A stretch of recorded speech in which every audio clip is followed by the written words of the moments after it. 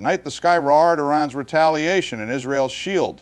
Prologue. A decade in the making, the Middle East has always been a region of fire and memory, where history doesn't sleep and grudges don't fade.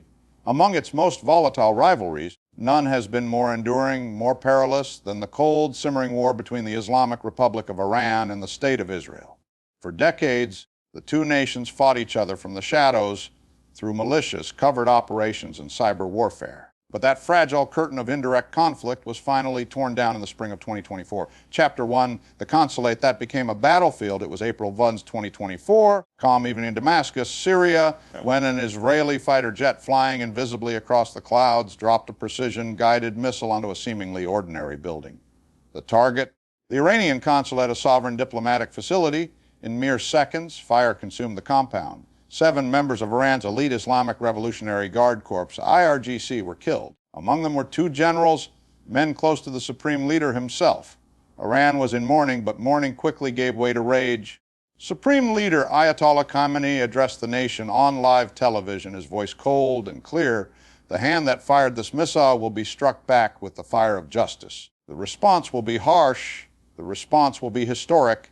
Chapter 2, countdown to catastrophe behind the scenes. Iran's military leaders, Quds force commanders, strategists were summoned. In a war room beneath Tehran, maps were drawn, coordinates checked, alliances activated.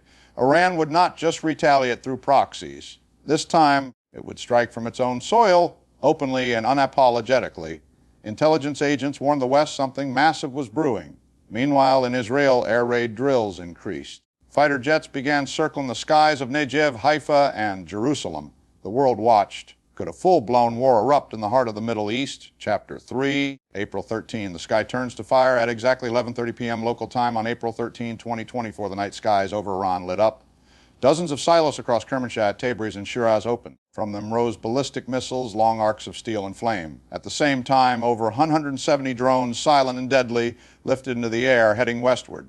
The targets: Israel's military nerve centers, the Negev Nuclear Research Center near Dimon Nevatim Air Base, Hatzerim and Raymond bases, radar and defense command posts deep in the desert. Iran had also activated its axis of resistance. Houthi rebels in Yemen launched drones from the south, Hezbollah fired projectiles from Lebanon, Iraqi militias activated ground-based assets. In total, over 300 projectiles, missiles, drones, and cruise systems hurtled toward Israel. Chapter 4, the Iron Dome of Unity, but Israel had been waiting. At precisely 12:02 a.m., the Iron Dome, davidssling, and Arrow 3 systems roared to life.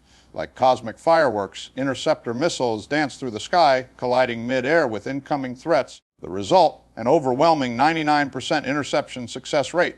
Missiles that could have destroyed cities were vaporized in the air. Drones were blown out of the sky by American F-35s deployed in coordination. The U.S., UK, France, and even Jordan provided real-time assistance. While some debris fell, damaging a small building near Beersheba and injuring a 7-year-old girl, Israel emerged mostly unharmed.